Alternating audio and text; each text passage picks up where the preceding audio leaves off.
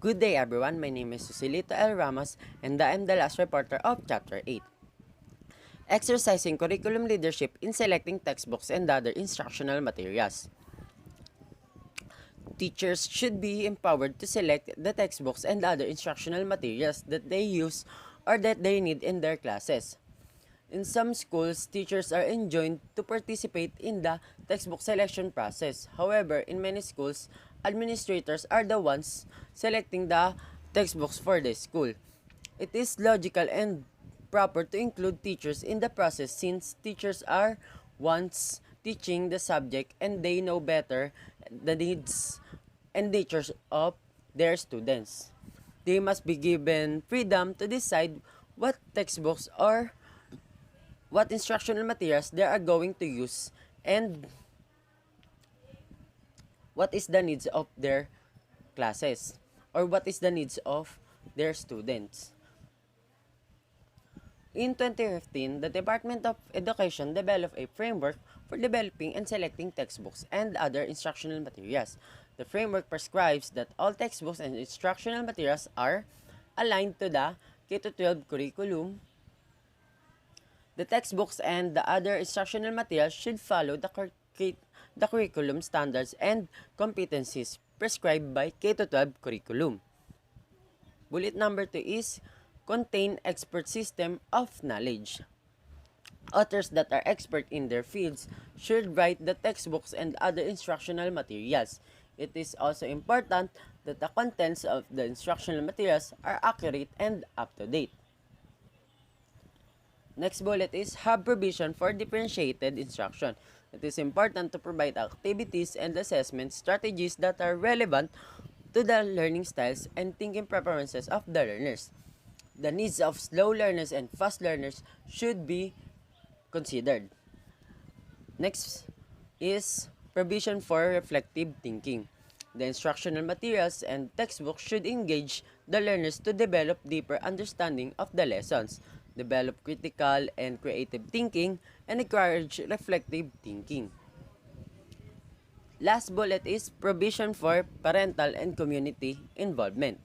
The textbooks and instructional materials should encourage parental and community involvement. This means that service learning, real-life integration, and parental support are encouraged.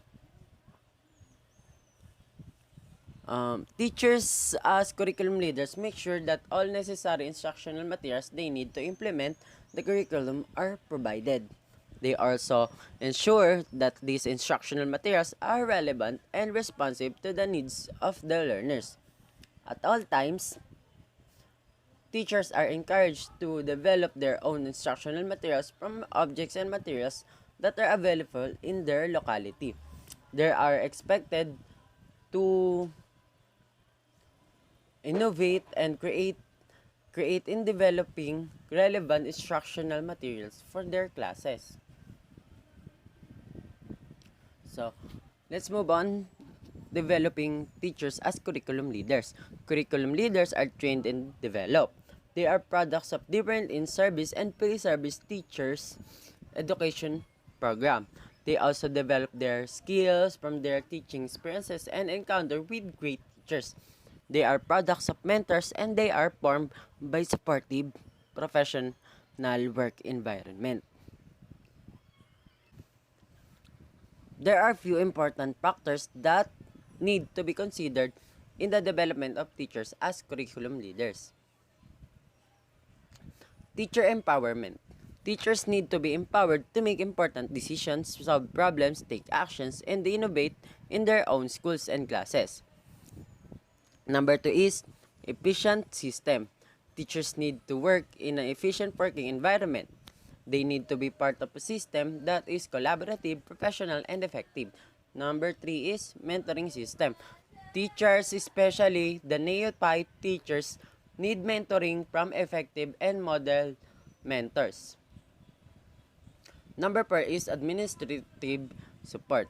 At any level, teachers will need full support from the administration, especially when they want to innovate or develop good programs for the school and for the students. Reflections on teachers as curriculum leaders. Teachers are considered curriculum and instructional leaders in various levels of education. As curriculum leaders, they perform different roles and functions that are essential in planning, design, development, implementation, and evaluation of the curriculum. Letter A is they provide technical support in curriculum planning. Letter B is they design curriculum from basic education to higher education. Letter C is they help develop the curriculum, content, and activities including assessment tools. Letter D is they implement the curriculum in various capacities as administrators or as classroom teachers. Letter E is they help evaluate the curriculum. Letter F is they introduce curriculum innovations. Instructional leadership is one of the functions of teachers as a curriculum leaders. They supervise, promote, communicate, train, lead in, prepare, observe, and check. Supervise the implementation of curriculum and academic standards. Promote a school culture and climate conducive to teaching and learning. Communicate the philosophy, vision, and mission of the school. Train teachers and school staff. Lead in the development or purchase of instructional materials. Prepare the school budget for instructions. Observe classes, teachers, and check assessment tools. Examine the authentic assessment. And that would be all on my report. Thank you for listening.